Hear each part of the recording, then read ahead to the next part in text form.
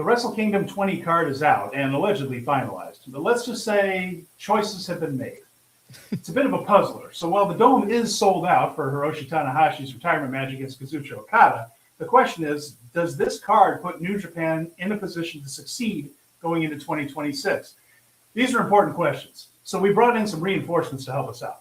Jeremy Donovan and young boy Joshua Smith from Keepin It Strong Style will join us to give their thoughts, predictions, and analysis of Wrestle Kingdom 20 plus World Tag League, Tokyo Sports Awards. We've got a lot to do, so let's get started. With Jeremy Finestone, I'm Stephen Conway. This is Speaking of Strong Style.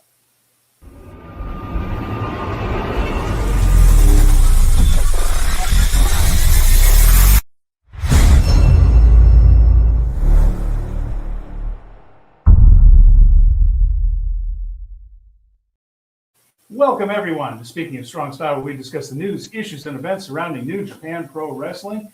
Jeremy, this is exciting. We have special guests. We do.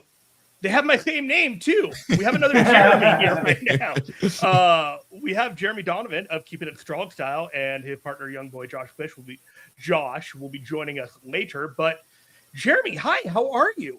I'm great, man. I'm glad to be on. Speaking of strong style, it's like the ultimate strong style combo here between us and me and Josh from Keeping It Strong Style. So happy to be here, guys. And I'm glad you're here. And I got to say one thing very quickly is when Jeremy Finestone and I decided to do this show, we were looking at names and we were looking at this and I just thought, okay, something strong style. And I saw Keeping It Strong Style and I just thought, oh, okay, well, maybe we have to come up with something else.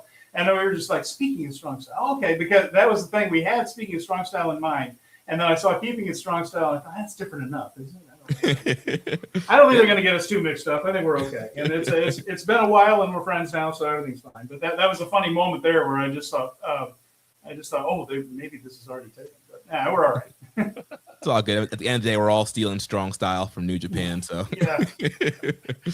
So you've been around for 8 years. You've been one of the longest running weekly New Japan podcasts in the business, and congratulations on that. What prompted you to get into podcasting about New Japan, and how did you meet your partner, Josh? Yeah, so just podcasting in general, I've always enjoyed broadcasting. So in high school, I was a part of the morning show, TV production, and then in college, I went to University of Tampa and was involved with their radio program, their TV program. So I've always kind of had this broadcasting itch, but life kind of took me different ways and doing that professionally. But I've always kind of wanted to do something with radio. And then I linked up with Rich Latta and James Boyd from One Nation Radio. I had started doing Social Suplex. It was more like a written blog at the time. And Rich and James were doing their podcast, and we're like, hey, let's join together and make this a little bigger. And so then One Nation Radio was kind of featured on Social Suplex, and we turned it into a whole podcast network and started having a podcast on there. And I want to do a podcast, but I don't really want to talk about WWE.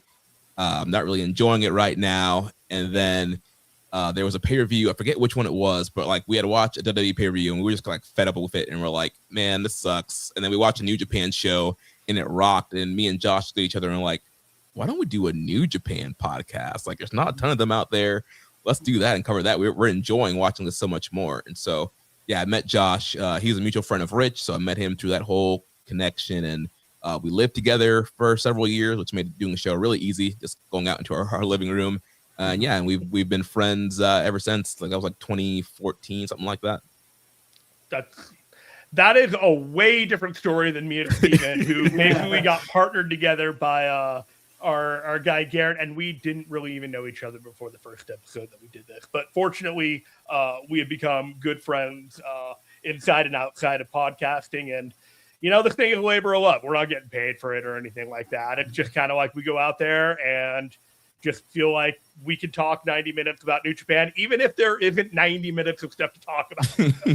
Well, the funny thing with us is when we were first getting ready to do it, we were because we didn't really fully know the format of New Japan, how many shows there would be to cover. We're like, we might need to cover Ring of Honor too, because there might not be enough New Japan to cover every week. We had that talk too. We were just like, maybe we should do some Noah results or talk about All Japan in there. I don't know how we're going to fill all this time. And then now we're just like, oh, we've got to go. It's 90 minutes. We got to go. We got to keep this moving, guys. There's a lot to talk about. Yeah, and every week now we're churning out 2.5, 3 hours. How do we do this? So the Yeah, social the road to Don Taco is a fascinating one. We'll go for 3 hours on the road. The Social Suplex Network that you're a part of, how long has that been around? So Social Suplex started. So the website I started that in 2014, and it was mainly just me writing, and then I brought Rich Latta on writing and brought his podcast on, and then I would say the network kind of officially launched in like 2017, where we started bringing some other shows in. At the time, we had the Ricky and Clive wrestling show. Shout out to those guys in Scotland, and then the SMC podcast. And so that was kind of the starting, and then Keeping It Strong Style. And from there, we added, we dropped, and it's just kind of grown over there. And I really enjoy the lineup we have right now with us, One Nation Radio, the Trish and Sarah Wrestling podcast, Tunnel Talk podcast, Wrestling Art with Chris Slings, Imps, AEW Adventure, and All Things Elite. Really all great podcasts, and I think the network's really clicking right now. Yeah, I think you guys are doing a lot of really good work. And that article that Trish Spears was writing about, that I'm pretty aware that you were knowledgeable a lot of that stuff that was going on at the time. She did an excellent job. And I don't know her personally, but if you're able to pass that on to her, please do. We just thought she did a tremendous job. Yeah, I'll definitely pass it on. Yeah, some point towards the early beginning of this year, yeah, Trish really wanted to do a newsletter and also wanted it to be free, because there's so many newsletters out there that are paywalled, and she wanted to kind of break the seal of having information widely available from what she knows. And so she's put together a team of writers, and they're covering all kinds of stuff on the Social Suplex newsletter, and it's free, comes out bi-weekly right there on socialsuplex.com. And so, yeah, she's been doing an excellent job with the whole newsletter, and yeah, that Tanahashi Okada Nakamura article was really great. Yeah. So the first time we interacted was actually you and Josh actually reached out to me via DM to ask me if we would plug a meetup that you guys were doing in Chicago last year for the Windy City Riot. And I was like, sure, no problem. That sounds like a great day. Let's make this community better and all that stuff. And I feel like that kind of outward gesture that you made to us and us making to you kind of led to, this podcast summit that we're all doing in Japan. And I was wondering if you could tell the audience more about it. Yep. So the day of Wrestle Kingdom, January 4th, Keeping It Strong Style. Speaking of Strong Style, Super J-Cast and We Work Stiff will be coming together to do the podcasting summit fan meetup. So the top New Japan podcasts all converging in one place at the Hub. It's a pub there that's a few minute walk away from the Tokyo Dome. So we'll meet up there. I think we said around 12 noon. So I know there's a lot of people that want to go to Tokyo Joshi Pro, but that's just not our thing. So feel free to go. Not everyone going to the Tokyo Dome. The attendance level of the Joshi Pro and the attendance level of the Dome and the attendance level of the Hub, everything can coexist in peace. Right, yeah. So if you're not going to Tokyo Joshi Pro and you want to hang out with all of us, come get a drink. And like we've been saying on our show, like it's not a super formal thing. Like don't walk into the Hub like saying, I'm here for the official podcasting summit. Like if you've seen one of us on screen, come talk to us. And that's all you need to do. Yeah. So, and we'll all be wearing similar shirts.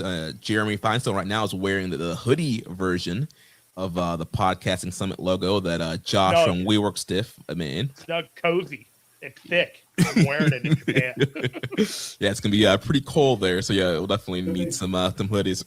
Yes. I thought I'm getting a hoodie for Japan. I also got one with the zip up, so it's on my back.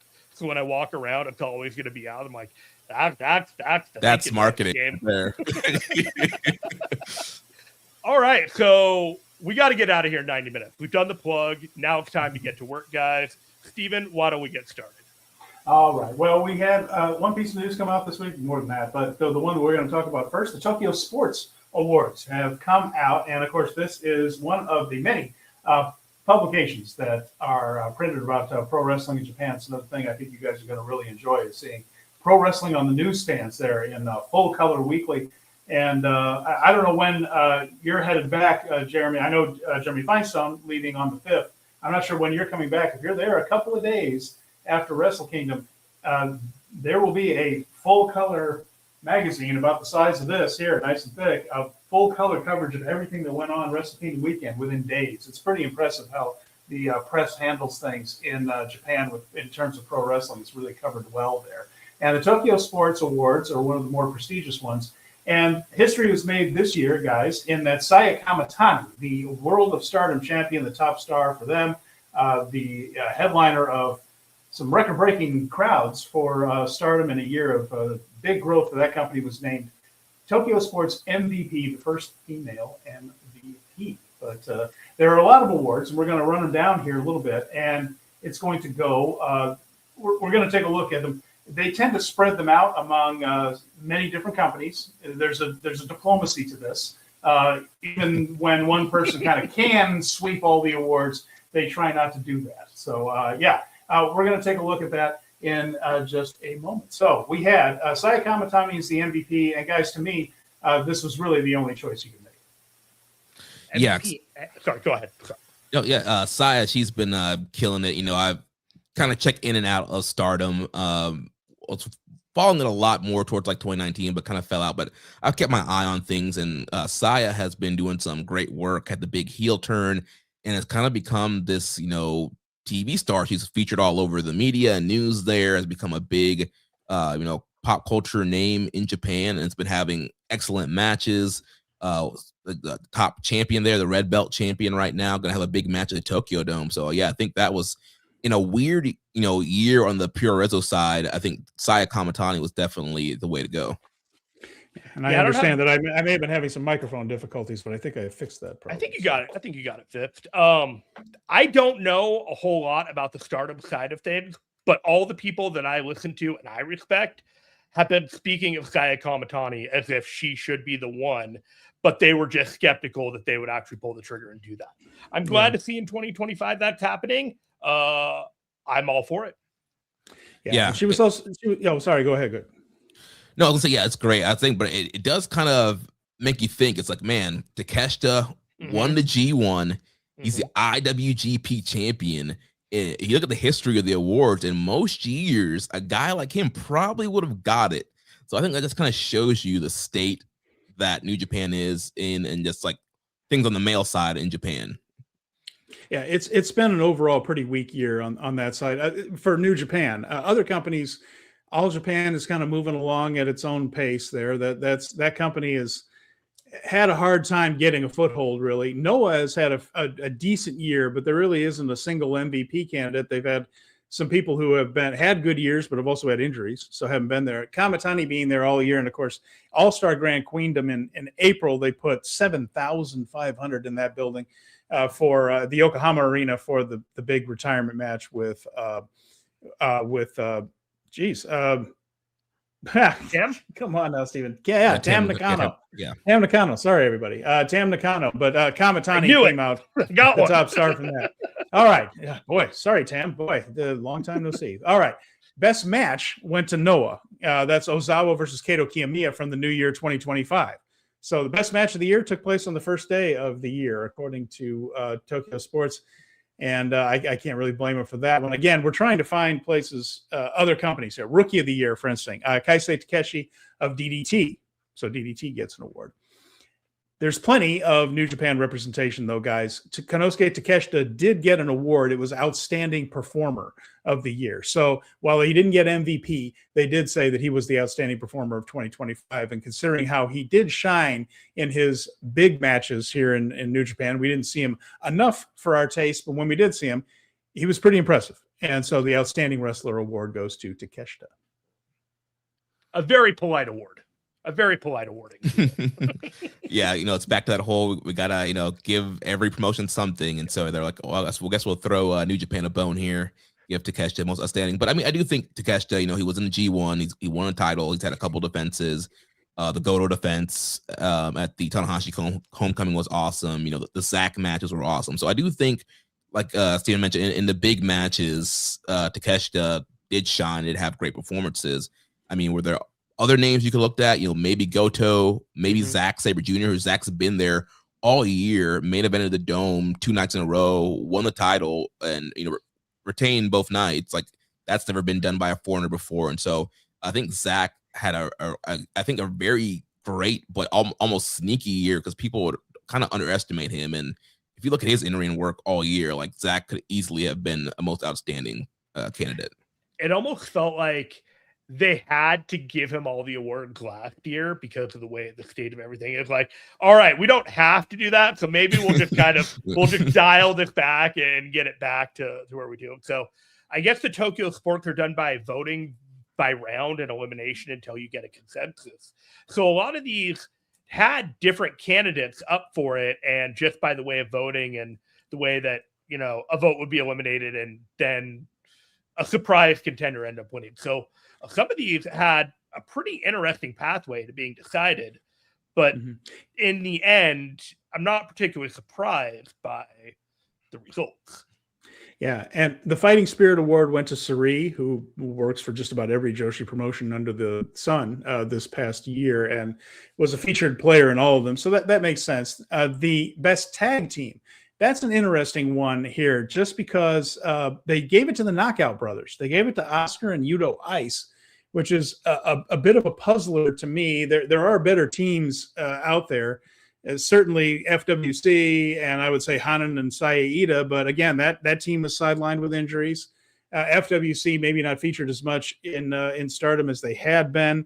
So, and with that, boy, Robbie Eagles and Fujita, again, that's another one that was in and out. Because of Goto's run, Bishamon wasn't as active as they had been in the past, but Yudo Ice and Oscar I thought was an interesting choice to me.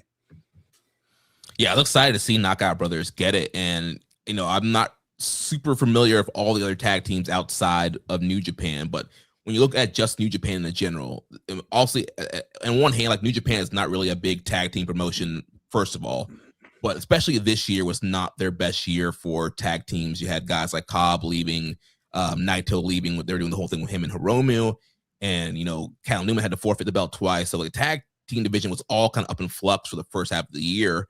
And then Knockout Brothers come in G1 and just steamroll division. And when Josh and I were talking about, our year in awards are about to come out and we're putting together our ballot, and I'm looking at Tag Team of the Year for New Japan, I'm like, it's got to be Knockout Brothers, right? I mean, any team that you wanted to get behind got kneecapped by House of Torture this year. Right. Yeah. Yeah. And then Ice and Oscar got kneecapped in the tournament. So there you go. Well, there's a part of me that wonders if the Tokyo Sports nomination of them was more like a political message of like, hey, don't fuck around with these guys. Like, these are a really good team. And like, if they're going to get a vote of confidence like the Tokyo Sports, you better push them like better than what you're doing right now. And then the last one, the last award that goes to a New Japan wrestler, the Technique Award. That went to Hiroshi Tanahashi. Okay. Well, this is last year. Still gets it done 26 years later, baby. That is giving him some flowers, I suppose, is what that is. That's them looking around. So we got to give him something, right? I mean, it's just last year. What can we give him? Okay. Well, there you go. Congratulations, Hiroshi Tanahashi, Technician of the Year. Hey, he's had a lot of matches this year. More matches. He didn't take a night off. Night off, Tanahashi. There's one thing you can say about Tanahashi's year. There were a lot of matches. All right. So that was the Tokyo Sports Award. And so for this year, look, the man is in his 40s with knees in their 80s. So should we move on, I guess, to the World Tag League, right? Yeah, look, we have a winner and we have a few news and notes. And beyond talking about the two final matches, the semi and the final, not much to this, but we're gonna whirlwind through this so we can get to the Wrestle Kingdom talk. By the way, Fernando Zayas is with us. Fernando, it's good to see you. He says, awesome hoodies. Hey, brother. He likes the shirts, the merch. It's getting over. Appreciate you, brother. All right. So the World Tag League final, this was in the Grand Messe Kumamoto. And according to the New Japan website, which exaggerates, but doesn't exaggerate tremendously, there were 2,686 people. That's a big crowd for this building. In fact, Road to Dantaku was less than half that, 1,200, and that wasn't a bad crowd for that building. These Grand Messe, you hear it all the time. They're basically those airplane hangars. They look like just big blocks, warehouses, basically where these shows are. They're little community centers. And 2,600 though. I mean, like people are showing up to see some of this stuff, especially I think probably the last time Tanahashi comes to your hometown. So big crowd there, like more than doubled road to Dontaku for the World Tag League final. So it opened up with the Phantasmo. He defeated Hartley Jackson in an open challenge match. He's got another one of those coming up at Christmas Korakuen. And then there were preview tags and things. Not a whole lot to mention until Jeremy's, I guess I should just make it plural. So Jeremy's, David Finlay and Hiromu Takahashi against the United Empire. That's Callum Newman and Great O'Khan. This was more of an angle than a match. It only went 6:08. It ended when Newman just kind of went nuts through a chair at Finlay, busted him open, and they ended up in a challenge where Finlay challenged United Empire to a match at the Tokyo Dome, a 10-man tag, and it is going to be Newman, O'Khan, and Hanare returning after a very long absence from his knee injury. I was very glad to see that against the combination of unaffiliated and Bullet Club War Dogs. But the most important part about this is that there are 2 X's on the United Empire side. And so we'll have to see. Already rumors coming out that it's the Knockout Brothers doing a turn. I've heard people supposing it's going to be Naito and Bushi coming back in. What are your thoughts on that one? You don't think it's that exciting? I don't. I really don't. Jeremy, do you have any guesses before I go into my? Yeah, I mean, I've heard rumors of Knockout Brothers turning because they've been the 2 guys in War Dogs that don't seem to be down with the whole unaffiliated union. And then the other names I threw out this week that I don't want it to be, but I could see it being, are the Good Brothers, Carl Anderson, Luke Gallows. They are going to be in Japan. They have history with Bullet Club, and so you can bring this team in to fight the current Bullet Club. They've had a match in Maple Leaf Pro Wrestling already. I don't want it to be that, but I mean, those guys find a way to make money somehow, so I would not be surprised if we see Good Brothers rolling in the Tokyo Dome. I tell you what, this has not been a good year for X's in New Japan. Exactly. At all. Exactly. Over and over, we have gotten ourselves wound up, and then it's Taguchi. And look, I love Coach, but it's not exactly a shock to see Ryusuke Taguchi roll down to a ring to be X. So yeah, I do worry that it's going to be something underwhelming as well. But I kind of ruled out the Good Brothers because honestly, if Noah's paying the bills to bring them over there, I don't think anyone else is paying the bills for them at that point. They're taking the best offer they're going to get, seeing if they haven't been working anywhere in a while. So I'm ruling them out, but I will be a little sad if it ends up being them. No, the 2 guys that I think it might be, I think one of them is Akira. I think we're just kind of forgotten about him and his wrist injury. Why wouldn't they announce him, though? Why wouldn't they just announce him? He's already part of UE. Because people will pop for him. He's actually popular, and getting a surprise like return of Akira, you have a surprise return at Wrestle Kingdom.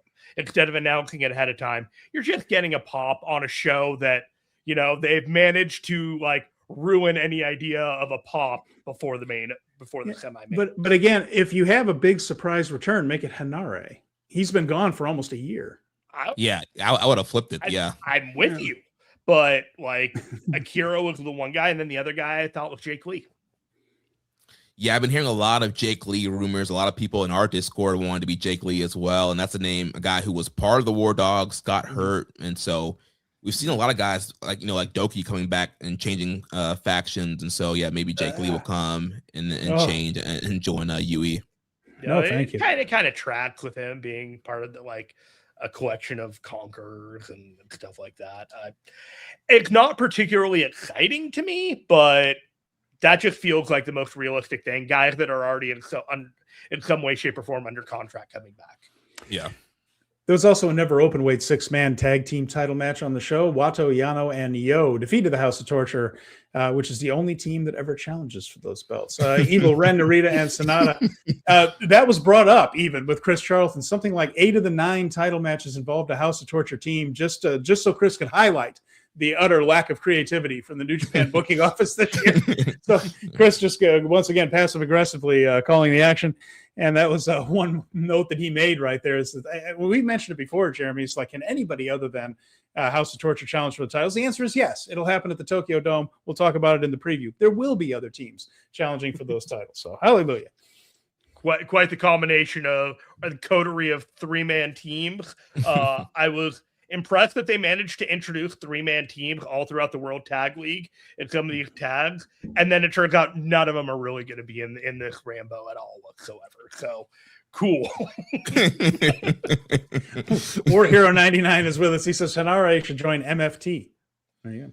All right. I don't want him leaving. I don't want him leaving. Just give him a year. He'll probably will. Yeah.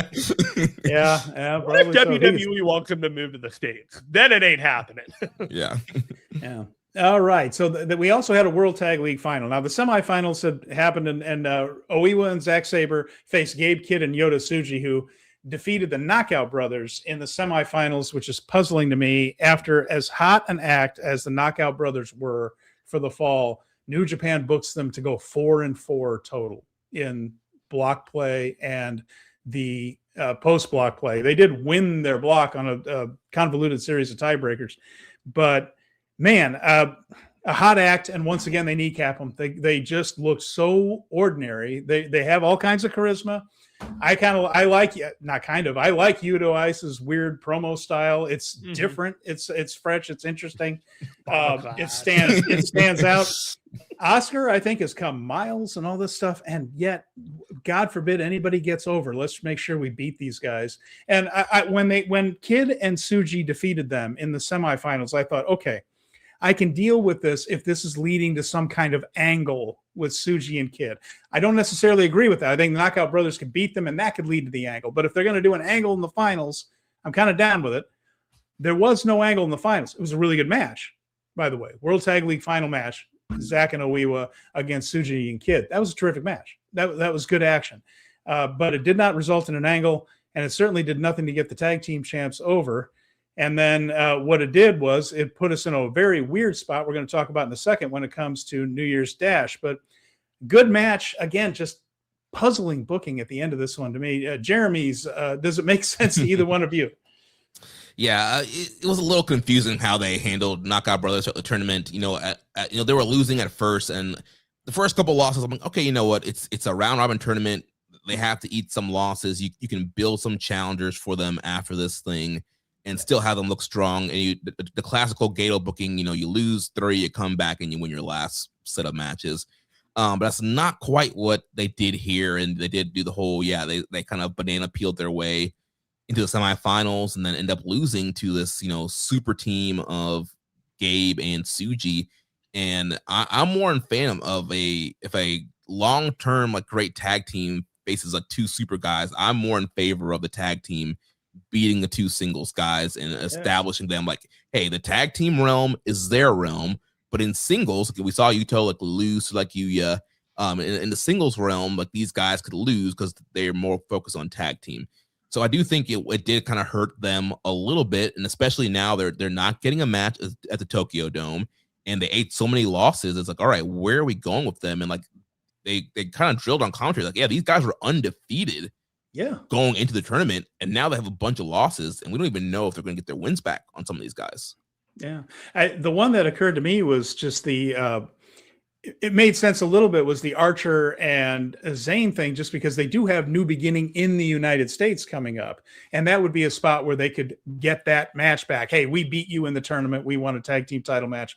Do it there in the States. Archer and Zane are already over there by the end of January. So that it didn't bother me too much, but just a series of losses in the block, I just don't get why you would try to cool them off now. And, the Wrestle Kingdom card is the whole other beast that we're about to get to. But, it was strange. So Zack and Oiwa then did the obvious thing, guys. They sat there and said, no, we don't want to be on the biggest sold-out show of the year. No, thank you. I main evented it last year. Why would I ever want to be a part of the asinine mental gymnastics these guys try to make these people do to say, oh, I don't want to be part of the biggest show New Japan has done in however long. No, thanks. I don't want Ryohei Oiwa's biggest moment to be in the biggest stadium that he's ever been in.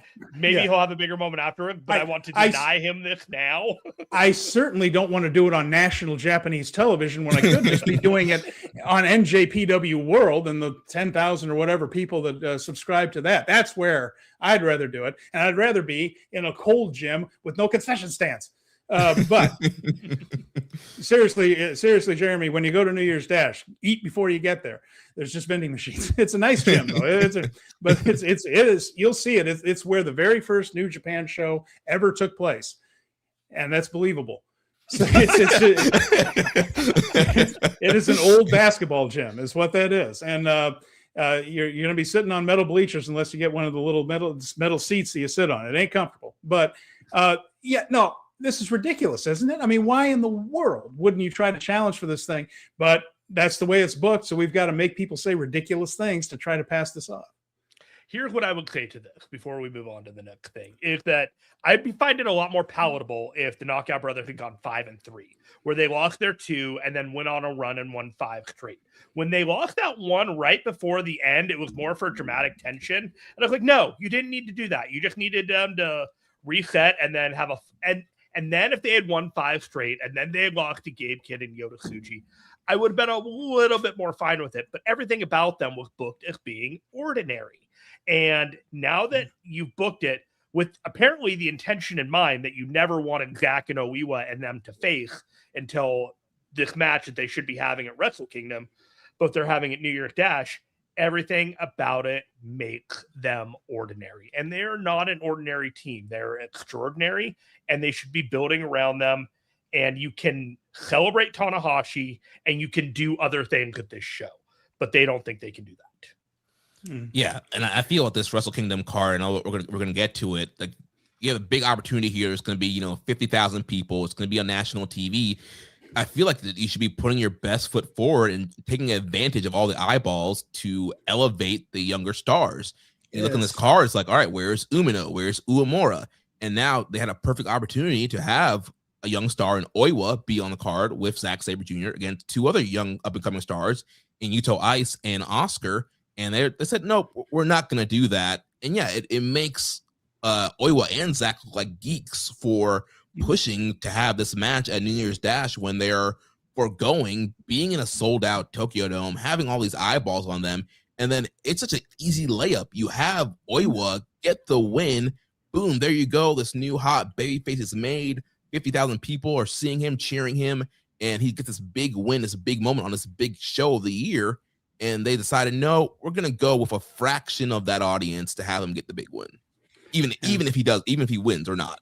I was going to say, I'm not convinced he's going to win that. I'm not convinced TMDK is going to win that thing. Because Knockout Brothers, I still think is probably going to be the team at New Beginning in the USA going into that thing. So, and I think and we'll get to that when we get to it. But there were some developments in Mexico actually that will affect that show. But that's for another podcast. We've got a few weeks before we get to all that. All right, so we got a couple matches before Tanahashi's last match, right? Yeah, well, the week ahead, there are 3 matches. The Road to Tokyo Dome is a short one this year. They're not doing a large tour. They are going to Gunma, to another Grand Messe, so big airplane hangar there tomorrow. That's the 19th. And I thought this was interesting here, guys. He's facing a series of 3 top junior heavyweights on the road to the Tokyo Dome. And the order in which it's happening, I think, is interesting. So tomorrow, Grand Messe Gunma, it's Tanahashi versus Hiromu. Everything else is preview tags, pretty much the combinations you would expect. So on Friday the 19th, Grand Messe Gunma, it's going to be on NJPW World in Japanese with, I guess, English later. Tanahashi Hiromu, Sunday the 21st in Tochigi in the Light Cube. That'll be Tanahashi and El Desperado. And then Monday 22nd is the Christmas Korakuen. We'll have an El Phantasmo Open Challenge on that one. And we will also get Tanahashi versus Kosei Fujita.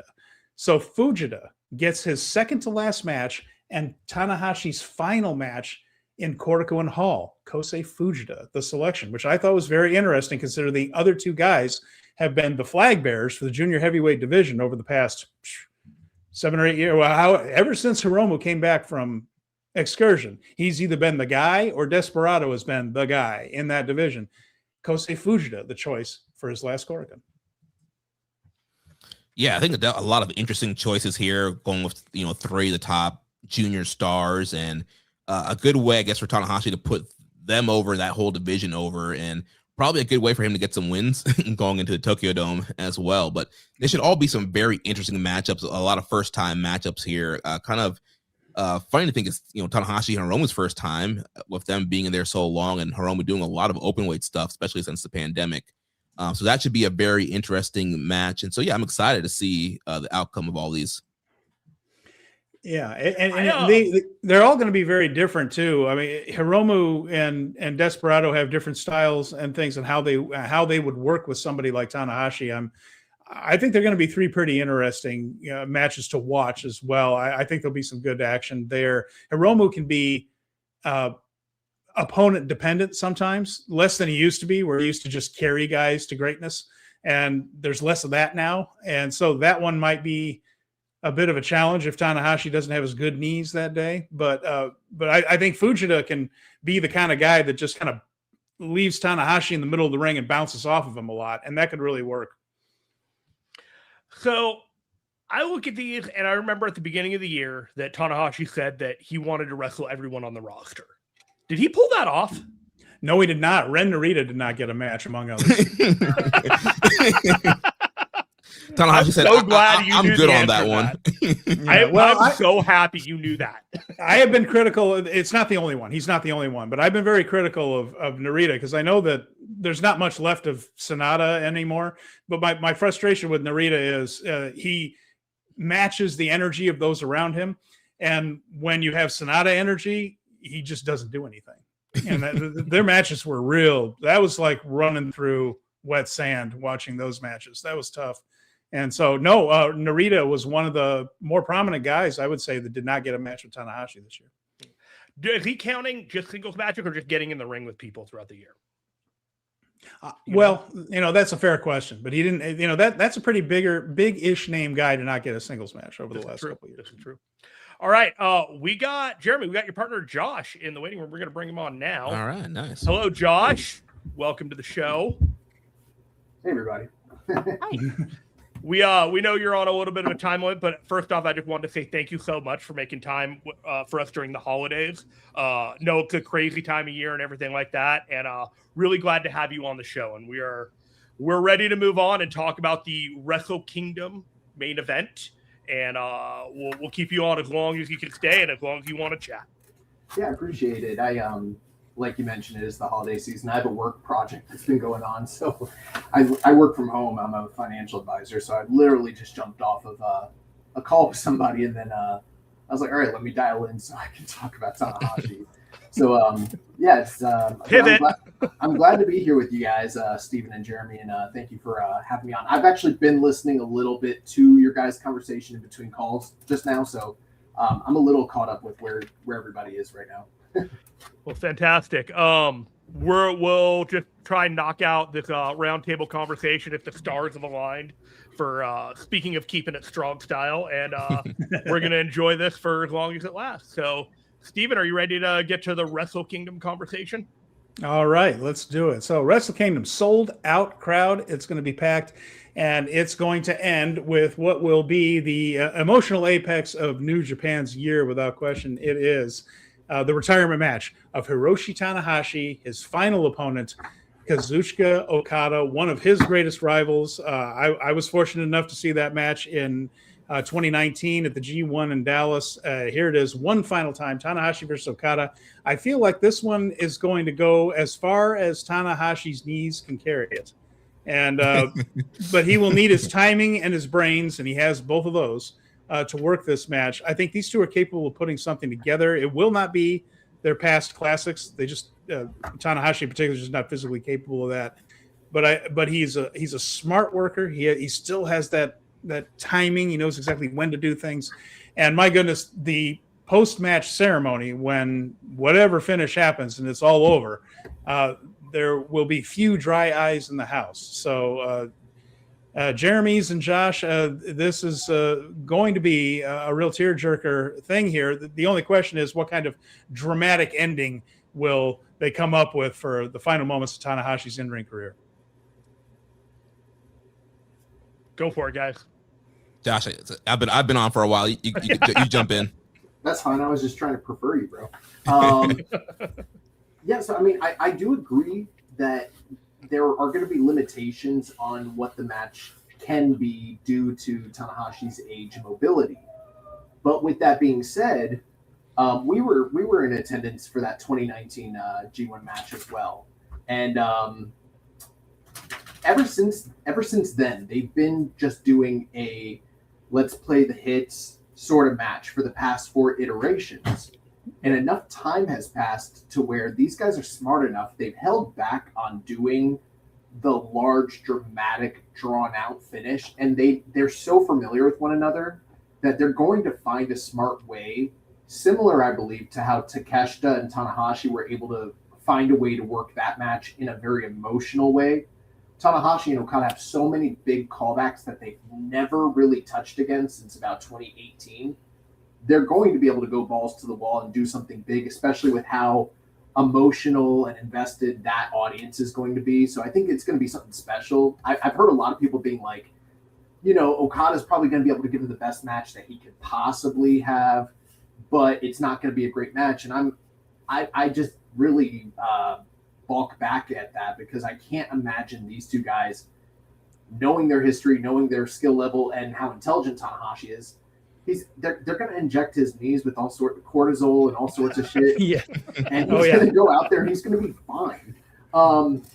As far as who wins, I'm so torn on it. I'm not ready to make a definitive prediction. There's it looks like my audio might not be where it needs to be. Change for you guys. I should sound a little better. There. I had the same thing earlier. I struggle with my audio. It's that kind of day. Don't worry. I'm too polite to say anything. I figure you guys will figure it out on your own. You do this for a while. I'll kick it over to you guys. But what I was just going to say is that I'm a little bit torn on where I think the semi-main goes. And I think that some of how the main event is booked is going to be predicated on what they do with Tsuji and Takeshita. I'm keeping my eyes on that C2 final coming up on the 27th, because I feel like it might be Okada and Takeshita. And it's 100% it's going to be Okada. and with all the politics involved, I can't imagine how that wouldn't somehow affect what might happen between these two matches. And then finally, my head says Okada, but my heart and gut tell me, what if Tanahashi went out on top? Like, if you're trying to book the big moments, there's not a bigger moment you could go with. So that's kind of where I'm at. Yeah, I think that could be an interesting way to go, especially because, Okada has kind of owned Tanahashi in the latter end of their rivalry. Okada has so many more wins over Tanahashi. And I think, it's the expected thing for Okada to win. So I do think they have the opportunity to kind of give that feel good ending and have Tanahashi get the win, especially based on Okada's comments of saying, he's not going to be traditional Rainmaker. He's going to be AEW heel Don Callis family Okada. So if he's going to be, cheating more, low blow, middle finger, the crowd's really going to want to see Tanahashi get the win. And I think it'll be a little deflating if this guy's cheating, flicking us off, and then ends up, beating Tanahashi and leaving him there laying. I think it could be a good feel-good moment to have him overcome his greatest rival one last time and kind of, outmaneuver all his, new tactics. Plus, he's not going to, if he does win, he's not going to come back and job to anybody. And just for the idea of, it's something we hear over and over nowadays. It's exhausting. The go out on your back thing. One of the things that we do here is we look at New Japan and all of wrestling really from a historical perspective. I have Ringside Replay. That's my wrestling history website. And the idea of you have to go out on your back is a lot more of a promoter thing that they tell the talent to get the guy to do what they want him to do than an actual thing that's happened in pro wrestling history. Now that we have a company that has all the power in the universe, you're starting to see that a lot more. So we saw it with Cena, who's probably been too unselfish for his own good during this last run. We've seen it with a couple other guys. There is a long list of legendary stars in pro wrestling who won their retirement matches. So the idea that this would be some bizarre thing bucking wrestling tradition, it's not true, folks. If Tanahashi comes back and wins and goes out with up on everybody's shoulders, with the confetti cannons coming down and his music playing, on brand for both professional wrestling, the Japanese pro wrestling, the history of it. It's happened many, many times before where legends go out on top. So they absolutely could do exactly what you guys were talking about. AEW heel Okada, the jerk, and Tanahashi overcoming that for the last moment. Absolutely a possibility. Our friends over at Tunnel Talk like to say, "Go out on your front." A lot of guys, especially ones that had power, and this guy's president of the damn company. He can do it if he wants to. There's a thing that I've been going back and forth on, and yeah, I'm going to bring in the name that everyone doesn't really want to bring up, but we got to do it. Tony Khan. And Tony Khan has his partnership with AEW and New Japan Pro Wrestling. And for a very long time now, I felt that he's laid out this plan that he was going to have Takeshita beat Okada at World's End. And Okada was going to get his political heat back by then being in the main event in the Tokyo Dome over Tanahashi and getting that win back. So it's almost irrelevant if Takeshita wins or loses on the semi-main, because Okada can lose in the States but still win in the main event of the Tokyo Dome, which would make him happy, and Tony Khan could move forward with Takeshita getting a pin over Okada in AEW. And so when that looked like it might not be happening, and Okada may not have been the guy to retire Tanahashi, I felt like that explained why he was a little bit perturbed, as his plans were not going to come together the way that he saw them. And cooperation among the promotions is one thing, but making your plans more important than another promotion's plans in one of their biggest shows doesn't exactly sit right with me. But politics are politics. He is the big dog of the yard when it comes to all of these promotions, and you got to make people happy. Yeah, and regardless of whether he wins or loses, the main event of this show is the ceremony afterwards. Yeah. I don't know. I'm going to push back on that just a little bit. I Sure. see your reasoning definitely, but I also feel, and this is my thinking, if Okada loses in the C2, I don't know how they're going to deal with the whole entire unified title situation. It's kind of perplexed, and I don't really follow AEW, but if he loses a title, I feel like that opens him up to be more beatable in the Tokyo Dome. So I feel like I think he can take the loss to Takeshita and turn around and take the loss to Tanahashi. It's Kazuchika Okada. He's Teflon. He'll be fine. And they can turn that into whatever story. There's clearly going to be some story of him losing the title and then having to downslide and rebuild over there anyways. So I think if he did lose to Tanahashi, and I still think that is it's a pipe dream. I mean, there's a good chance he's still going to win, but I think if he loses in the C2, the chances of Tanahashi winning go way up. And I'm also nervous about that because if Takeshita wins in the C2, he might be beating Tsuji. Well, yeah, so I'm with you on all of that. And I want to make sure that I make that clear, that all of that is incredibly viable. This all just goes back to me thinking that Tony Khan wants to politically keep his roster strong once Wrestle Kingdom is over, and then they're on their own, which is kind of a concerning thought for me. But I got no issues with who wins that match, Hiroshi Tanahashi or Okada. It makes no difference to me. I think they're going to have a great match, and I think that retirement is going to blow my mind. Yeah, and I think you can tell an interesting story with both Okada and Takeshita losing, because right now they kind of have this, who's better competition in the Don Callis family, and so you have both guys on the Tokyo Dome, and they're going to try and one up each other, and they're going to want to have that win. But I think that kind of adds fuel to the fire if they both lose, and it's like, oh, well, you lost. Well, you lost, and then they're kind of, that creates more heat for them to argue and until they kind of have that big final blow-off match in AEW.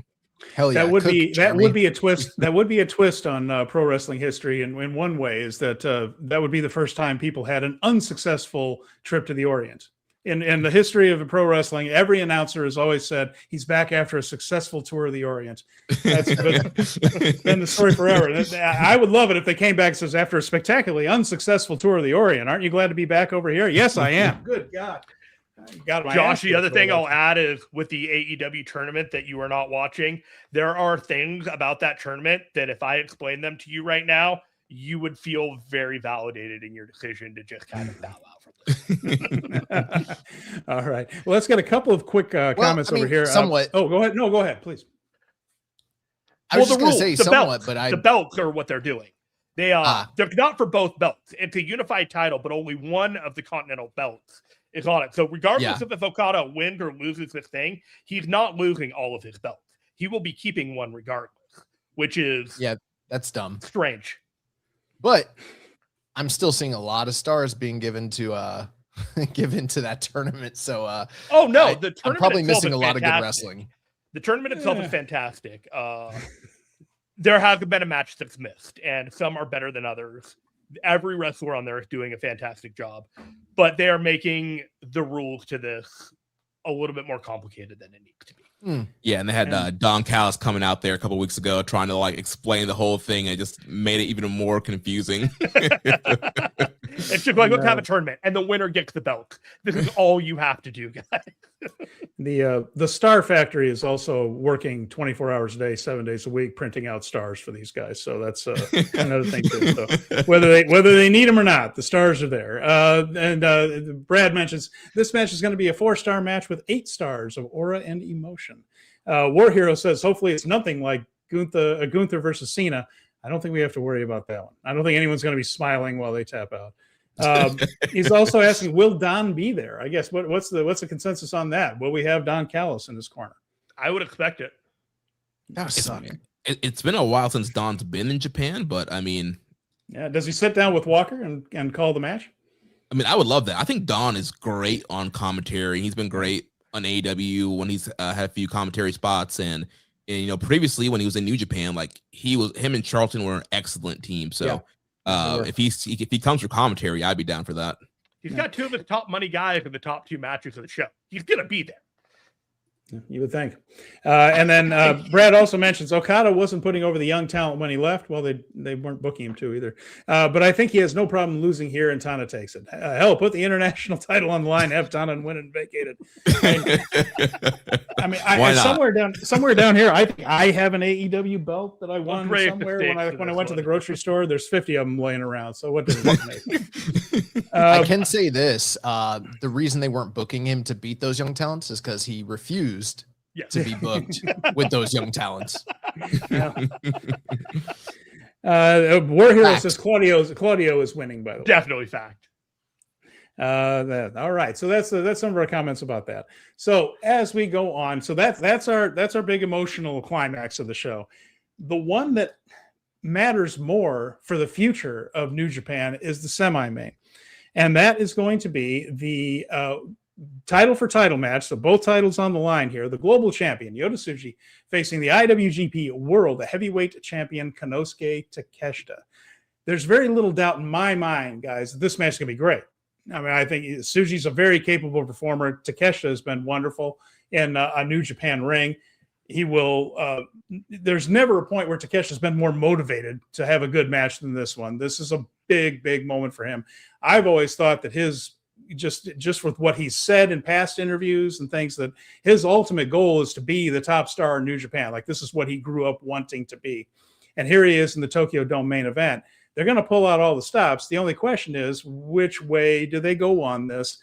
Takeshita and Tsuji, this is another one where I feel strongly that the correct decision would be Yota Tsuji. I can't have 100% confidence that New Japan is going to make the correct decision here. What do you guys think? Yeah, it's kind of like what we were saying earlier. Like, this is the night where New Japan has to elevate younger guys and capture these eyeballs that are going to be on the show. And we talked about, there's not a lot of the other younger guys featured. So all the weight kind of falls on Yota Tsuji's shoulders. And yeah, I agree with you that the right thing to do is to have Tsuji win. He beats the outsider. He gets both titles. You create this big monumental moment for this guy, and you continue to strap the rocket to him and elevate him as your top star, as your current ace of the promotion. I think for Takeshita, it's certainly the most important match for him because this man got no votes for MVP in the Tokyo Sports Awards, which could not be. They skipped passive and went right to aggressive about that. They just... that can't inspire a lot of confidence going into a Tokyo Dome like this. But yeah, I agree. I mean, I think that I still have the speculation that, like, will this be Takeshita's last match with New Japan? Because My understanding is that his deal was for 1 year. We're coming up to contract season. Will he even be re-signing? I mean, I know he loves working in Japan, but it hasn't been the most successful endeavor, and trying to split time between these 3 different companies has yielded mixed results. At the same time, I agree with you guys. I think Yota Tsuji needs to win, but it's 2026 New Japan. Who the fuck knows what they're going to book and what they're going to do? And then even with all of that being said, once Tsuji does win, we still have to worry about the fallout of how do you handle a guy with these 2 belts, because it didn't work out so well the first time they tried this. So how are they going to get around that conundrum? And it's never really a great thing to do in the first place. But I'm hoping Tsuji wins.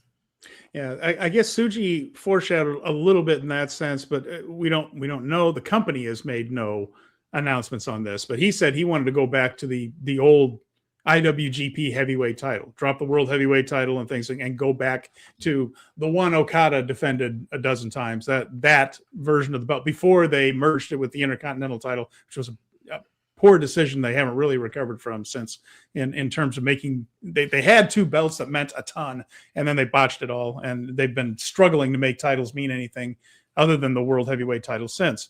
So well, what's going to become of the global title with that? They've kind of said again that it's not going to be a combined championship. He would have 2 different belts to defend, but who knows how that would all work. That's been very, very vague. They really haven't gone into the ifs of it all. So that's curious too. I guess that's just they will announce it later when they get to it. But it does seem like a pretty glaring and important part of this that they just haven't told us.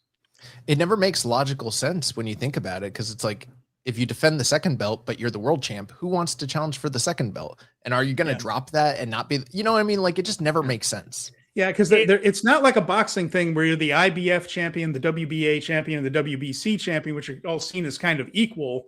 And sometimes the governing body will sanction one and on. We've seen the mess that happens in boxing.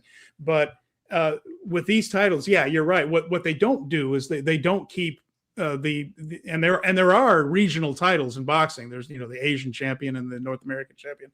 There are some of those, and you drop that when you win the world title. That's vacated. That's automatic. And but in pro wrestling, we just kind of make up the rules as we go along sometimes. So I've been going back and forth in my head about this match a lot, and it's for both titles. That's correct. Like, yes, yeah. Whoever wins is walking away with this. Okay, that's so. Right. If I'm having a lot if someone wins. God. All right. I will say this. Thought about that. They are not going to do a 1 hour draw on national TV. There's a lot of ways to get around 25-minute count out. I'm a big fan of 80s wrestling. You could go no DQ. Oh, the double count out. Double count out, double DQ, no contest. Double count out. The dreaded a lot of ways. Wow, you've just introduced a whole new lexicon of possibilities here. Just a chaos goblin coming in here suggesting. I love it. Double KO. Takeshita they're really behind Takeshita and TV Asahi and in other places. Like they just think this guy is like the second coming of Inoki, and that gives me a lot of pause. Because those are influential people when it comes to, the business of pro wrestling in Japan. It is absolutely not the right idea for Takeshita to win this match. And they need to have a guy front and center in New Japan being the guy that's there all the time, because the local touring is what drives everything. I'm not 100% convinced that Yota Tsuji is the guy. I think that there are a couple others that I think are the ones to take the helm. But what I'm wondering is that this is going to be the last night of Hiroshi Tanahashi in New Japan. So tomorrow, the next day, is going to be a brand new landscape with a whole lot of people wanting to stake their claim of being the top dog. And it may end up being a whole lot more interesting if Yota Tsuji has no other claim to stake other than he lost at Wrestle Kingdom and he is on a level playing field with everyone else. And that's how they're establishing New Japan going into 2026. That is an incredibly risky approach, and I'm not sure it's a great idea. And the other thing that I think about is that Yota Tsuji has only won the global title, but the visual of him suddenly holding both titles in the air feels like it was backwards. Like, you win that IWGP title, And that is like the singular goal. Like you go after it. There's no other belt in the story. It is you go after that belt and you are hunting for it. That is your only line of focus. That doesn't feel like the story that they're telling. And it doesn't feel like a quest for the title. It feels like a quest to stop Takeshita. And those are two completely different things.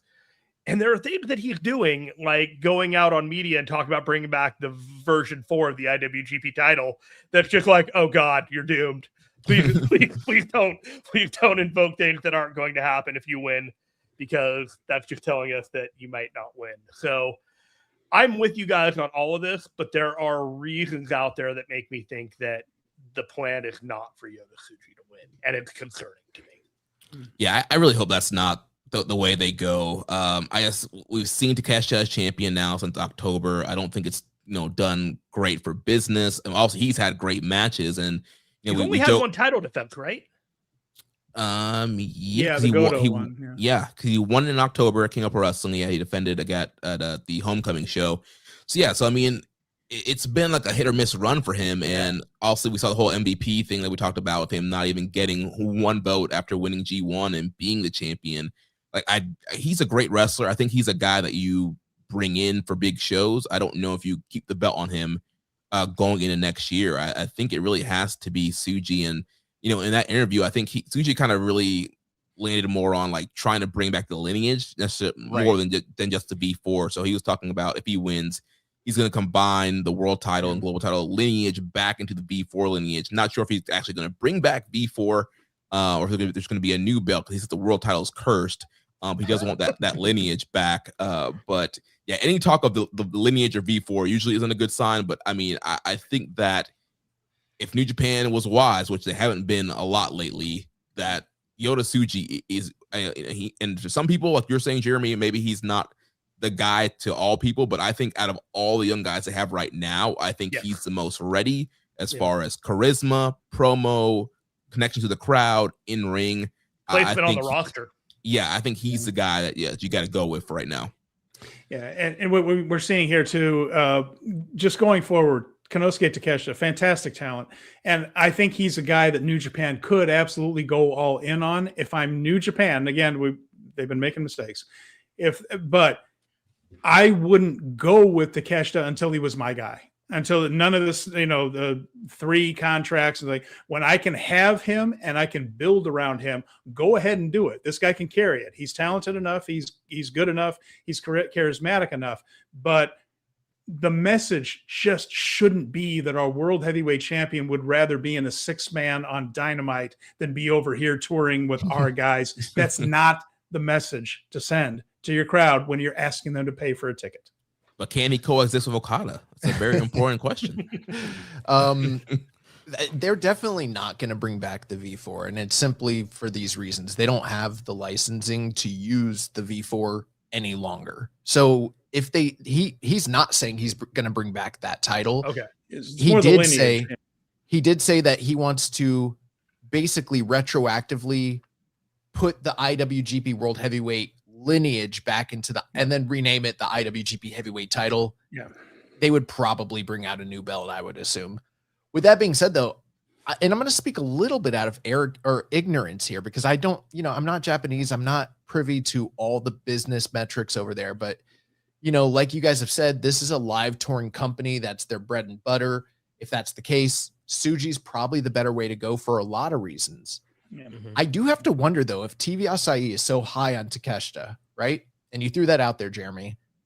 And this is the first time they've been live on national cable in like 20-something years. Yeah. First time in the Wrestle Kingdom era.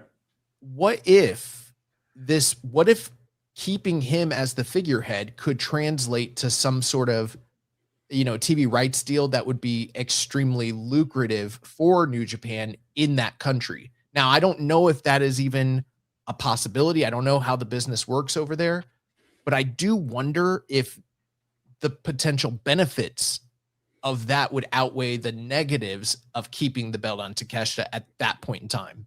I think those considerations have been made up to this point, and I think those considerations will continue to be made. They would have to be a heap of money. This was one of the worst years they've had live attendance wise that didn't involve a pandemic. It was nasty. The worst attended King of Pro Wrestling of all time. The worst one of the G1. one of the lower G1s in quite a while. So it was pretty nasty. They need to put butts in the seats, and having your world champion in a 6-man on Wednesday and not in the United States is just not going to, I don't think it's going to help it. Brad does have a question that I think is intriguing. Can we hold off on that real quick? Yeah, go ahead. All right. What's up? Josh, you only have a few more minutes left with us. Oh, right. I want to give you the floor real quick to get whatever other thoughts you have about Wrestle Kingdom that you have on your mind right now before we let you go. Whatever shows you want to plug in addition to Keepin It Strong Style, which we talked about at the beginning of the show. The floor is yours until you need to go, my friend. Yeah, I appreciate it. And I won't take up too much time. I appreciate you guys having us on to chat, and hopefully in the future we could do something that's not so abbreviated. Really looking forward to the show. I am a little perplexed about the booking of all this and the show layout, but we're going to be there live, so hopefully it's good. Obviously it's going to be extremely special because it's the final, or at least quote unquote, as we know, the final match of Hiroshi Tanahashi's career. Something tells me of any guy that won't be able to avoid going back in the ring, it's probably him. So I'm almost like preparing myself that he's probably going to go back in the ring at some point, but it is the end of his in-ring career. And I'm going to be crying one way or the other, whether it's tears of happiness or tears of disappointment or anger. There's going to be tears. So I'm going to be crying. The one thing that I'd like to, kind of plug before I go. So I've been working on a Patreon series since the middle of this year. Ace of the Universe. Yeah. Tanahashi, Ace of the Universe. Kind of similar to the project that you guys were doing, and you kind of headed that up, Steven, where you guys came in and did a retrospective and kind of detailed the full history of Tanahashi over, several episodes. And obviously like that was pretty exhaustive, but also, as you mentioned, because I listened to it, it was really good. But you mentioned on the and you mentioned on the show that you cut out a lot because for the sake of time. So I'm kind of doing a version where like I'm cutting out nothing. And I'm just up to 2015, and I've been doing this since about June. I'm not gonna finish obviously before Wrestle Kingdom, but I will be done probably in like January or February. We're like rounding out the final couple months here. And it's a labor of love. It's exhaustive. It's literally gleaning from every single resource that I have available to me, both Japanese and English. And if you guys haven't listened to it, I don't think that there's a more in-depth, or I don't think there's anybody as stupid as me to take on such a big project and commit themselves, because it's literally like an hour to an hour and a half, maybe sometimes more per year for the entirety of Tanahashi's career, which is just insane. And sometimes I get overwhelmed even thinking about having to continue to do episodes, but it's a labor of love, and it's behind our Patreon. It's only $5 a month. And we just, I am part of the Patreon, guys. It's worth every penny. Just it's worth it.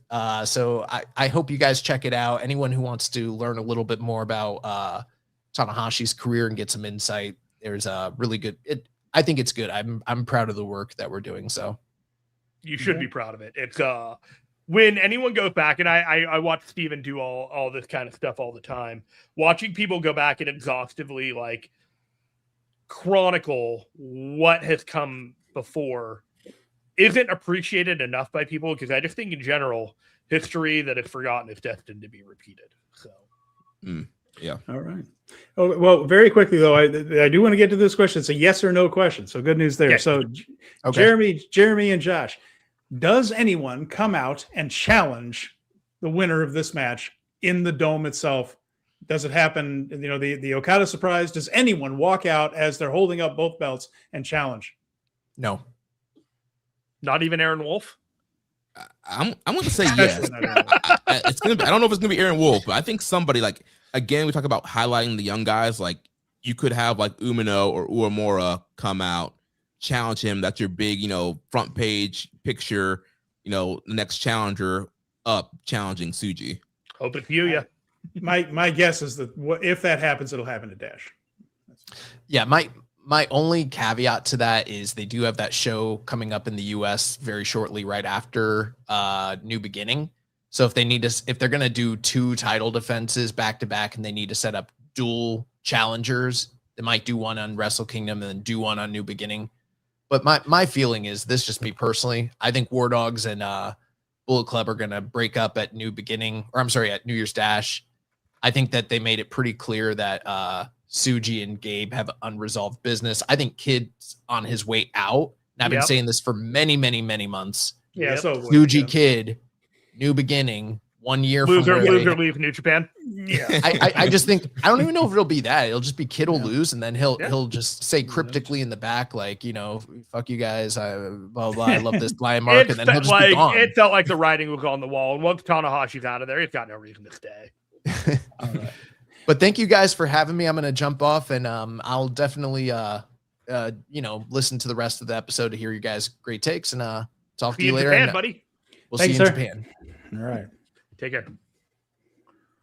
Okay, so with that, we definitely appreciate him stopping by, Thanks, and we still have both Jeremys here, so we're going to keep on rolling with this now. Whew, third from the top. Oh, God help us! It is the never openweight title: Aaron Wolf versus Evil. Now, this is, of course, Aaron Wolf, super heavyweight judo gold medalist, against Evil, and Watanabe. Been working with him a lot. His primary trainer out here.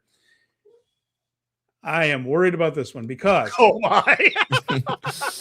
Wolf has done a couple of worked judo throws in the ring and almost tripped over his own feet both times. He has been hit with a chair and had to be reminded twice to sell it. He then had a pull-apart brawl with Evil at the World Tag League where he absolutely froze. They started it, and Wolf actually hit Evil with a pretty decent-looking forearm. I'm like, okay, all right, there it is. Then he allowed a guy about 1/3 of his size to hold him back. Evil hit him back, and Wolf just stared, just did nothing. And in the end, the worst part of it, though, to me, you guys, the part that was worrisome to me, they fought, quote unquote, all the way back to the backstage comments section. Once they were there, they tried to do another pull apart. Again, Wolf didn't really do anything. And in the end, he turned his back to Evil and kind of ran away from him. Just looked like a deer in the headlights. And so this is worrisome to me here, but my thought is this needs to be choreographed and it needs to be quick. This needs to be more like a dance recital than a pro wrestling match. Because if they try to call anything in the ring, I don't, maybe he'll shock me. Maybe he'll shock me. I just don't see evidence that this guy's ready for this. Yeah, I have the same concerns, and there are a lot of people out there that are like, oh, give it time. You can't judge anything until January 4th. And I'm like, no, I'm watching every one of these shows. Yeah, I want to judge what's being presented to me. And like you mentioned, Steven, every angle that he's been in has not been great. He looks super green, which I know he's super green. But the problem is they are pushing him out in this big match, this big moment. He on a card that's very limited, he's getting a spot. And he's clearly not ready. And that's the problem. And they're pushing him. Charlton's out there yelling, he's the best man on the planet. Oh my gosh, here comes Aaron Wolf. And the commentary's like going crazy. And then he just comes out, looks uninterested. He's getting in the brawl, doesn't really know what to do. He's freezing. He's not selling. No fire, no facial reactions. I'm like, I'm very concerned about this. And like you said, I know New Japan really strives on learning the fundamentals, calling it in the ring, and not having your whole match laid out. But we see the WWE formula, why celebrities succeed there is because their whole match, Logan Paul, his whole match is scripted out, move for move. And like you're saying, Steven, I think for this to be a hit, it needs to be short. It needs to be, he's hitting just some judo throws. He throws Evil, he throws Fale, gets the big pin, and you make it quick and easy as possible. Yeah. Jeremy Finestone, your thoughts?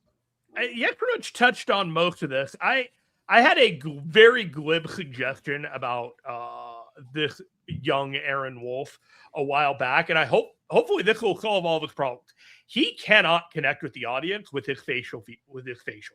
So this dude needs to get a pair of Chono sunglasses, immediately and just wear them all the time. And I feel like his ability to pull off his moves and do whatever like personality vibe that he can do, if he's hiding behind those sunglasses, I know it sounds like the stupidest thing in the world, but I think it will go a long way. Like, just hide his eyes, because something about him, give me like this Gable Steveson, almost like blankness, where he does not convey the charisma with his body, like mechanics and gestures. So you need to focus on something else, like the glasses that are a symbol of his badassery. Yeah. Like, you just need something. And it is fair. I've been pointing it out. It's fair to point out. Bolton Oleg was very stoic and wooden very early in his career. Better at this, though. He wasn't uncoordinated. And it's a different kind of coordination. Look, Aaron Wolf is a gold medalist, super heavyweight in judo. This is a bad man. He can absolutely take care of himself. And that is not the issue. That's not what I'm talking about here. But pro wrestling is that weird combination of sports and theater. And what a lot of people don't understand is just how important footwork is, to not look silly and stumble and be out of position. And it's a dance in there in a lot of ways. So it's a like just the way that, Jackie Chan always said that his fight scenes, he would watch Fred Astaire movies, because that's the kind of the beats and things. There's a little bit of that in pro wrestling. It's not exactly the same. And Wolf just looks kind of out of place and uncoordinated out there. It's two totally different skill sets. He's got to learn them in 6 months and then go on national television for it. Ugh, scary. Yeah. I think that they would have been better off like making him a special enforcer for this match. And you have somebody else, another young guy who's actually ready. This could have been like Umino versus Evil, Aaron Wolf, special enforcer. Then you have the big spot where they're trying to cheat. Aaron Wolf throws Evil, Umino hits the Death Rider, gets the win. I think that would have been much more effective than forcing him into this big moment that he's not ready for. More evidence, folks, that pro wrestling should be booked by podcasters. There you go. Right. We're always right. That's the best part of this job, is that we're never proven wrong. But, yet another inexplicable match that we got for Wrestle Kingdom. Yes, exactly. But you're right. By the way, I think that's an outstanding suggestion. Would have been a better use of the guy. It's another way of hiding those weaknesses until he learns how to wrestle. Then you've got more months, plural, for him to work out every day in that gym and get that stuff down pat. He only started training, in the summer, late spring? Yeah. I mean, that's not enough time. Guys are in the dojo for more than a year before you even see him with the shaved head doing doing the 10-minute draws. That's a long process. They certainly aren't thrown into the spotlight like this. So it's a risk. It's a risk. We all know the stability of something at the foundation is weak. Yes, exactly. The other baffling match that Jeremy Finestone just referenced. Now, we don't want to waste your time with a junior heavyweight title match featuring an outstanding wrestler like Doki. No time for that. But the good news is we do have 4 really good wrestlers. We're going to put them in a 4-way, and they're eventually going to get a title match. That'll be fun, won't it? The good news is this will be a good match. Taiji Ishimori, Sho, El Desperado, and Kosei Fujita, with the winner getting a junior heavyweight title shot sometime.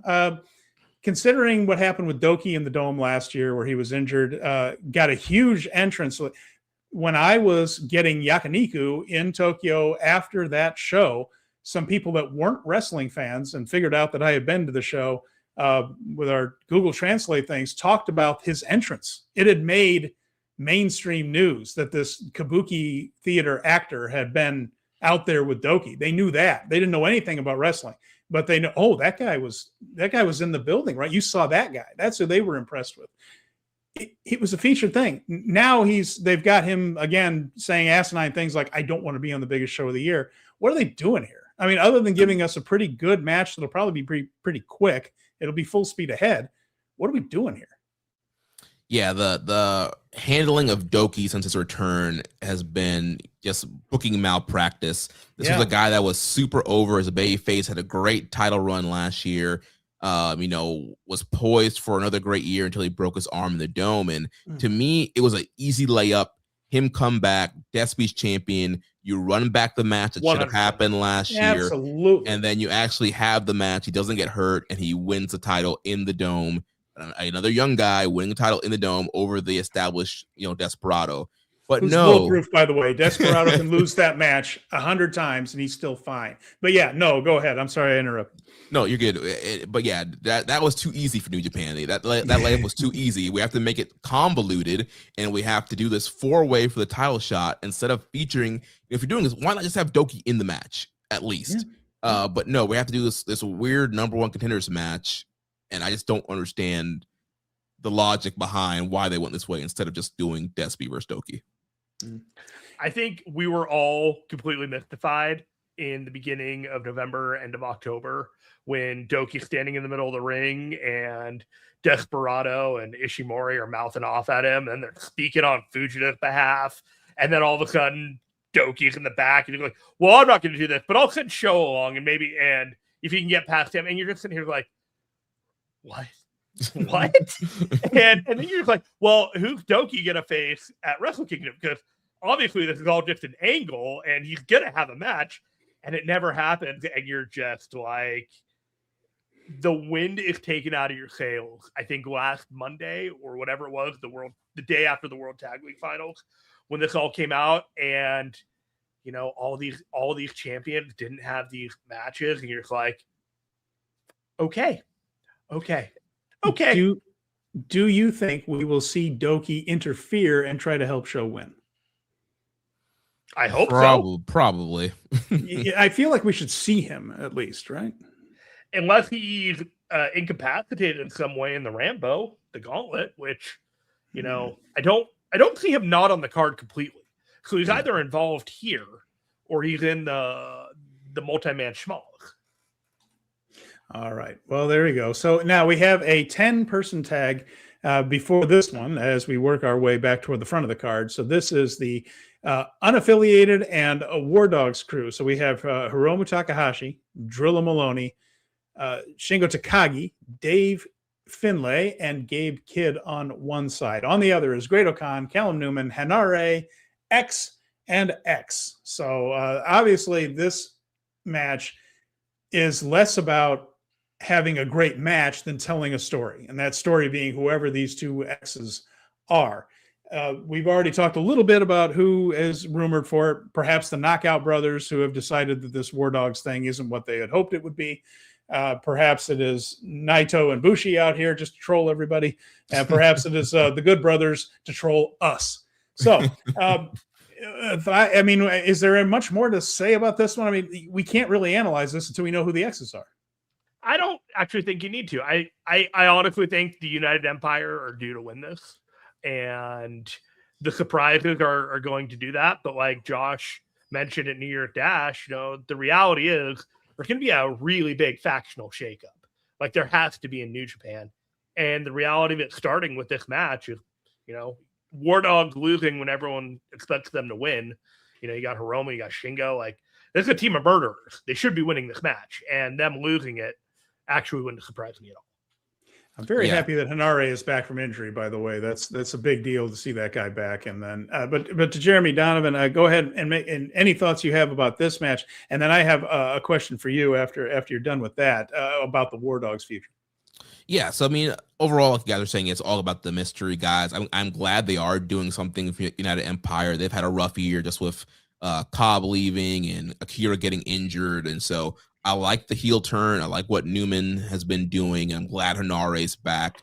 So yeah, it's gonna be very interesting to see who the new guys are. How does this affect United Empire? How does this affect the whole Bull Club War Dog unaffiliated union? So it's not gonna be a 5-star banger, but I think it'll be a fun match, and it'll build some stories for next year. And Brad mentions that he's a little bit disappointed Jacob Austin Young isn't in it. He's had a good year and earned a spot here. And he thinks perhaps Jake Lee returning, which is something we talked about earlier. And he also just says, no TJP, please. Thank you. I don't think you have to worry about that. I don't think TJP is a factor in this one. But the question I had to you is, if you have the same take on the War Dogs that we did, and if it's different, we have been kind of supposing that we assume that Gabe Kidd is probably on his way back to the States side.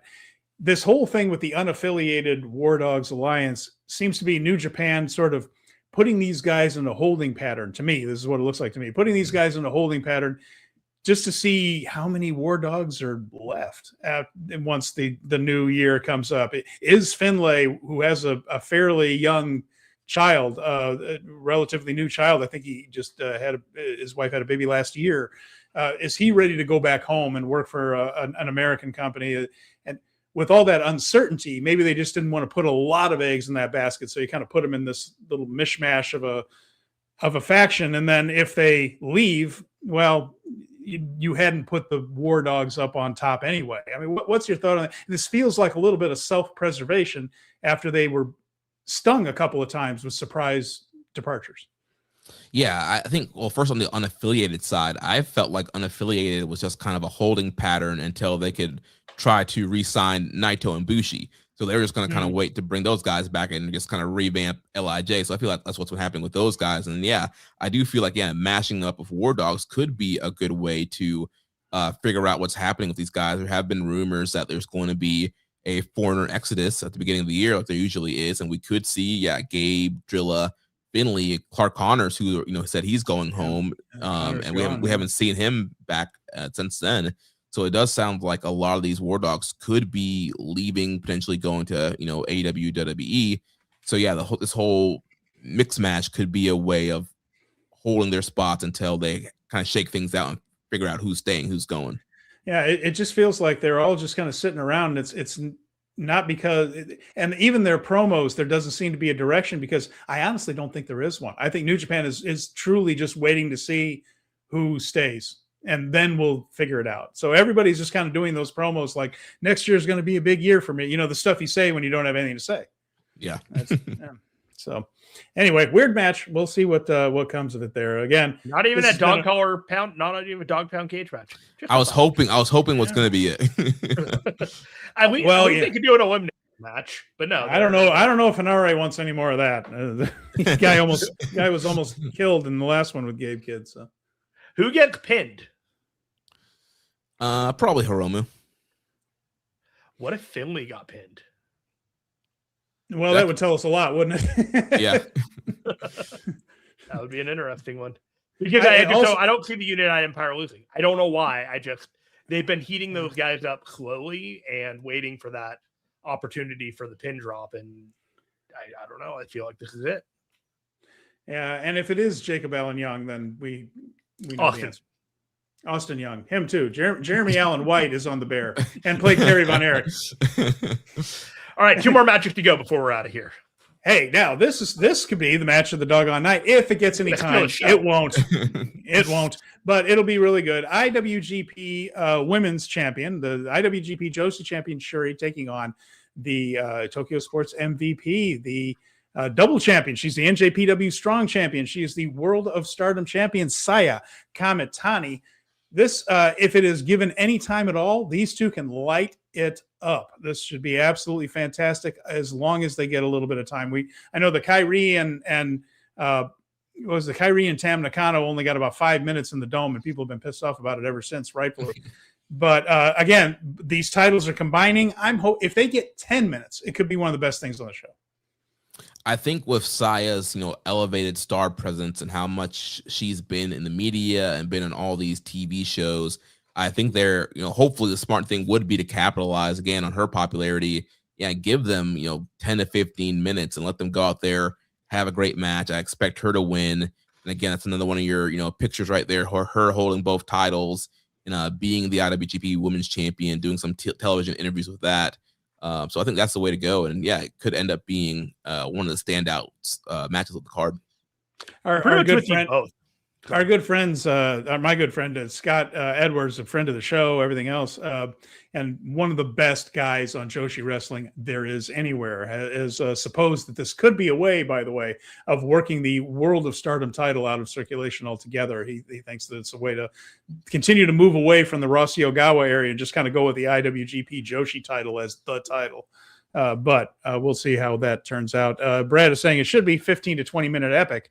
But being match 2 on the card, he's figuring more 8. And it's probably true. Here's Jeremy, I'm with you. I think the fact that she won so convincingly in Tokyo Sports gave them 5 more minutes than whatever that they were going to get.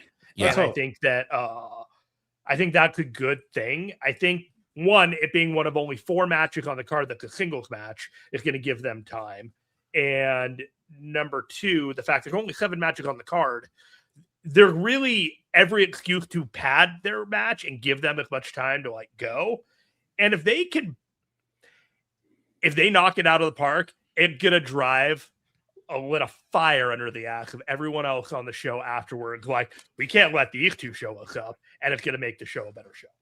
Yeah, and let's keep in mind one other thing too with this thing. The entrances for Tanahashi and Okada are going to last a while. The match is not going to be short, and that ceremony that could be an hour and a half of the show. I'm thinking 2 hours for Okada and Tanahashi. From the time they walk out the curtain to the time that it fades out. Hours. So that's why we're a little light on just volume of matches because we got a lot to accomplish in that one. So but Shyuri versus Saya should be great. They kneecap their own pay-per-view on this, by the way. Saya has a match with Saori Anou, which would be a terrific match at Dream Queendom, and it's for that the World of Stardom title. But you notice this is not Shyuri versus Saya or Saori. They're not bothering with any of that. Saya is going to defend her title at Wrestle Kingdom. So good luck, Saori. Sorry. But yeah, they basically just never minded their own title match over this one to have this on national television. So. All right. So the first one, good grief, the never open weight 6-man title Tornado Rambo. And so we're going to have pop stars.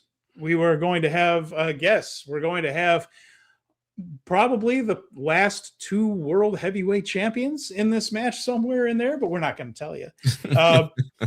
This match is beyond baffling, but we know why it's happening, so they can get a bunch of guys on the card. A match like this, nobody shines.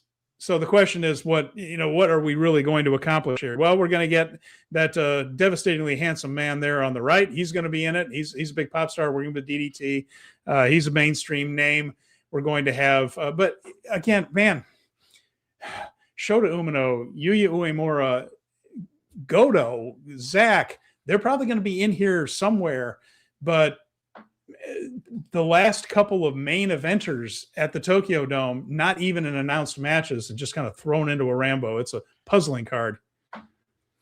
Yeah, very, very weird decision here, and not really expecting great things from this match. I mean, the only way I would think to salvage this is if you do have like 2 kind of super teams at the end, like let's say you have like ELP, Umino, and Uemura against like Zach, Oiwa, and Hartley Jackson, like at the end, and let them get a few minutes, go back and forth. That could be a lot of fun. But with Yano and Yo as champions, I expect a lot of funny haha and tape and spray bottles and all that kind of stuff. And I'm sure 20 of the House of Torture teams will be in here as well, and so we'll have a lot of wrenches and pipes and push-up bars. Yeah, I'm not expecting much from this one.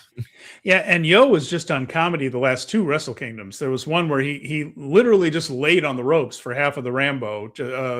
He was kind of draped across one of the turnbuckles and stayed there for like 10 minutes without moving. Last year, he was dressed as one of the keg, the beer girls, and going around through the crowd. So at least he's on the show this time. But that's kind of the level we're looking at on this. And it's just a whole strange thing here, but it's Goto, Shota, Uemura. It's a bunch of people, but nobody can truly stand out. Yeah. This is the quintessential get all the guys on the card, right? And it was even built with comedy in mind, with Yo doing the sit-in and Sugabayashi like coming out, like, yeah, all right, blah, blah, blah. And we'll do the match. And everything about it just feels so second rate. Like, they haven't even built it as like, oh, this is a really big deal, winning the never open weight 6-man titles. Like, these titles haven't even been on the show for the last 4 years. So now we're doing this. It's fine. Maybe a fresh team will win the titles, and maybe the guy who gets the pin comes out and challenges for the IWGP at New Year Dash or something like that. But all of it just feels like, yeah, we're sorry, you don't have a more high profile match, Yuya, Shota, Zach, all these guys, but we're gonna put you here. And it's just like, I don't know, man. Just feels like these guys were grinding all throughout the year, These were the guys that were up and down the card. And that's the part of it that really doesn't sit right with me, is that Shota, Yuya, Zach, Goto, all these guys, including as well as Tanahashi, they are what drew the houses this year. Yeah. It's a curious thing because it's a 3.5 match card. Really. I mean, it's the retirement match, the world title match, the Joshi match, and then Wolf and Evil. And to me, the 10-man tag is just a delivery device for whoever X and X is, and it's a thing to do. The Rambo we've already mentioned. No one's going to stand out. So it's a 3.5 match card, and of the people in those 3.5 matches, only Yota Tsuji, Evil, and Aaron Wolf are full-timers. And once again, the message from New Japan is that the people we are asking you to pay the money to see aren't important enough to have announced matches on the biggest show of the year, including the previous 2 world champions, both members of the main event match from last year. And they can shuffle around the factions all they want. From attendance this year, no one is over. And when they kneecap everybody that comes within a whisper of a hot streak, it just doesn't matter who's in what faction. So maybe a turn will draw some curiosity. But if they don't make some new stars, I think 2026 is just going to be a very challenging year for New Japan. Yeah, absolutely agree. And I think that's why it's so important for Tsuji to win. And I think it's important for them to establish a challenger for him that night. And also him and Uemura have this long going rivalry in history. And there's the whole thing of, Umino and Uemura kind of wanting to take the lead of Hantai from Tanahashi. So I think setting those 2 guys up as like the first 2 challengers for him and kind of letting the crowd know, like, all right, here are our 3 guys. Here's the generational rivalries. This is who we're going to be pushing this year, and kind of establishing that, and having, Uemura and Umino be the first 2 challengers, I think would be the best move to go with. Jeremy Finestone, your thoughts? I pretty much agree with all of it. I think 2026 is going to be a challenge, and hopefully they don't shoot themselves in the foot at the end of 2025 and put themselves, in fact, in the best position to succeed. Wrestle Kingdom is going to have the most eyeballs that this product has had in a very, very long time. And I am exceptionally frustrated that the things that they have chosen to highlight do not feel like they're going to be the sustainable things in the long term that are going to get audiences to continue to watch the product. There you go. And just as a little closing thought, because we're running a little bit over here. Not terribly. We got through that all right, I think. But you guys are going to have your first experience in the Tokyo Dome in a couple of weeks. And I want to encourage you to do something that's just, and you're going to have time because you'll get there nice and early and all that, but just take your time and savor that you're there. Just look around. I was there last year when it was half full, maybe not even that. And certainly not that for Wrestle Dynasty, but there is a very real aura in that building where you realize that so many historic things have taken place right there. And you're going to be at Wrestle friggin' Kingdom. And whether this turns out to be the greatest one of all time or not, just the fact that you're there, it's going to feel very, very special. I just encourage you guys to take a moment and savor that. Do the same thing when you're in Korakuen Hall, because both of those rooms, they're only about 100 so yards away from each other. And anyone that's ever been anything in pro wrestling in Japan has worked in those buildings, and you're on real hallowed ground. And you just think about all those years you watched Nakamura and Prime Okada and Prime Tanahashi and things. You're there. That's where those people applied their trade, and that's where they had those classics. So savor that moment, because it's going to hit you like a ton of bricks at some point where you're just like, I am in Tokyo Dome for Wrestle Kingdom. And when I went down there, I was with a lot of foreigners in the pack. You guys probably will be too. And we were all doing it. We were all looking at each other just like, I can't believe I'm here. It's the best feeling. And I'm really excited that you guys are going to get to feel that in just a little bit. Jeremy, I'm so thankful that you came on today, and I hope that we can get together again. And next time we get to just yell Bombaclat at each other about 1,000,000 times, because that's what I really wanted to do on this show, but we didn't get that chance. So that's a pairing goal for the next time we all do this. Sounds good. You got to save something for the rematch. Gotta save Yep. some for the rematch. 100%. Why don't you go ahead and give out whatever last plug that you want to give out for Keeping It Strong Style and the Social Suplex Network, everything that you got, and we're going to get out of here. Yeah, so for all you listeners, if you want some more New Japan content, Keeping It Strong Style, we record every week, drop on Tuesday morning over on the Social Suplex Podcast Network. You can follow us on X at KI Strong Style. Check out our Patreon, patreon.com/KI Strong Style. That's where you can hear Young Boys, Tanahashi Ace of the Universe series. That's how you can also get access to some of the video content we're doing, some of the other bonus stuff that we do on our Patreon. And yeah, check out socialsuplex.com. Check out the free newsletter, the great work that Trish and her team are doing covering that. And yeah, you can follow me at Jeremy L. Donovan on X. Join our Discord server. Look for the Social Suplex Discord. Have some great conversations in there. There's a New Japan and Keeping It Strong Style channels in there. Did I get it right on the screen?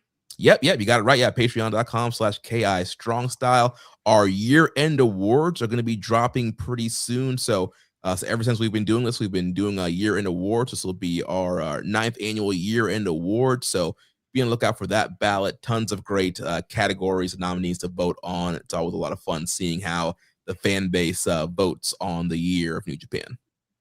All right. Thank you so much for joining us. We really enjoyed this. This is a blast. Yeah, thanks for having us.